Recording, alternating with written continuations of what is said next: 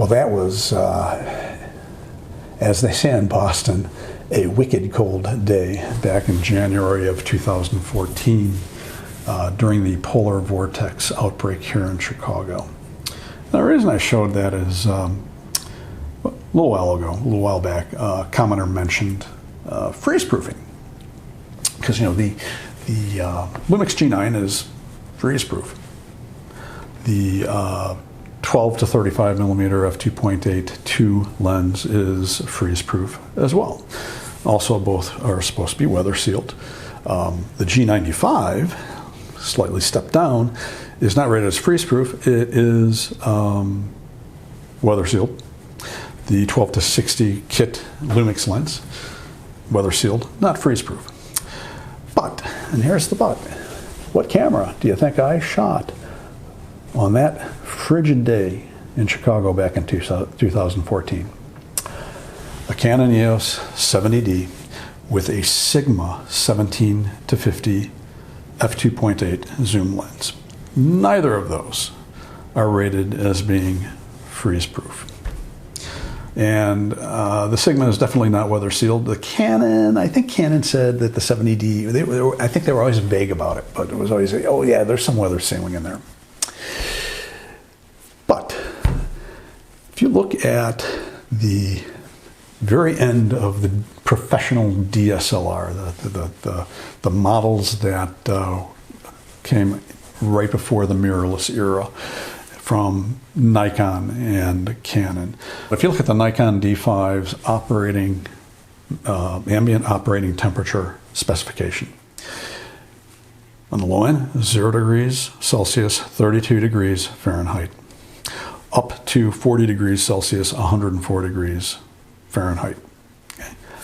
EOS 1DX Mark III, 0 degrees Celsius, 32 degrees Fahrenheit, up to 45 degrees Celsius, 113 degrees Fahrenheit.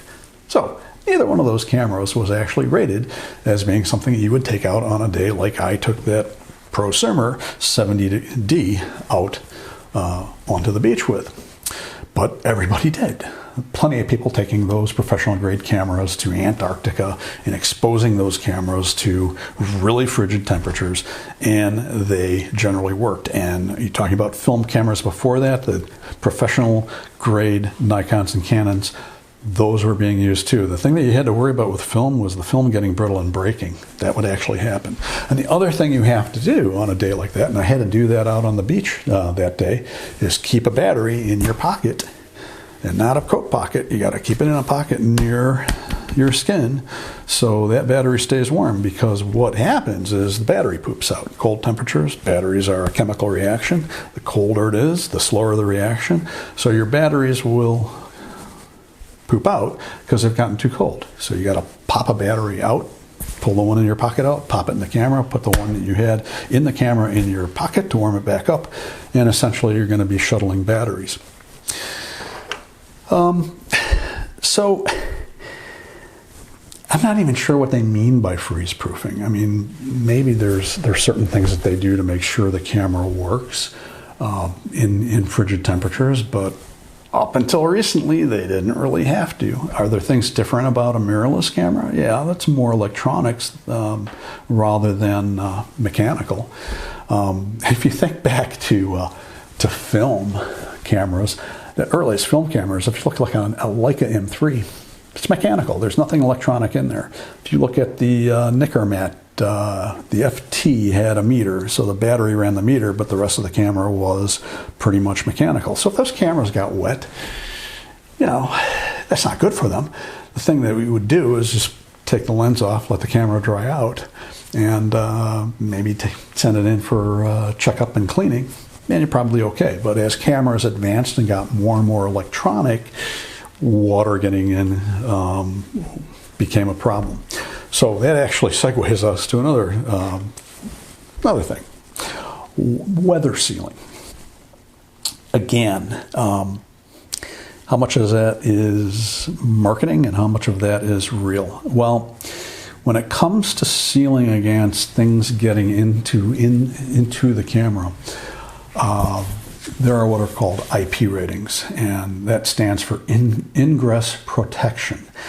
As far as I've been able to determine, and if anybody knows differently, please correct me, the only camera manufacturers that actually test their cameras for ingress are Leica, and they do that with the SL line. I don't know if they do that with their other cameras, and Olympus OM Systems for the OM line of cameras. And so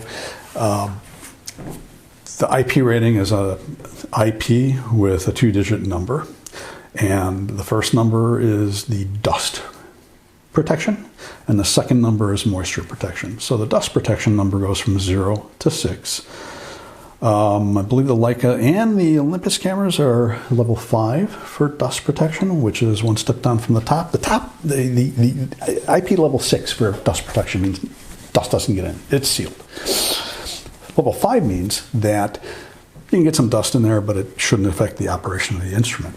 The second number is moisture protection, so it goes from 0 to 8. Actually, there's a 9K, but that's high temperature water jets. Probably that's firefighting equipment. And I'm going to link to the Wikipedia page. It has the charts of the IP numbers, so you can see what that is. Interestingly, the number for moisture protection, the 0 to 8, past level 6, it's not cumulative, so 7 and 8 are immersion protection.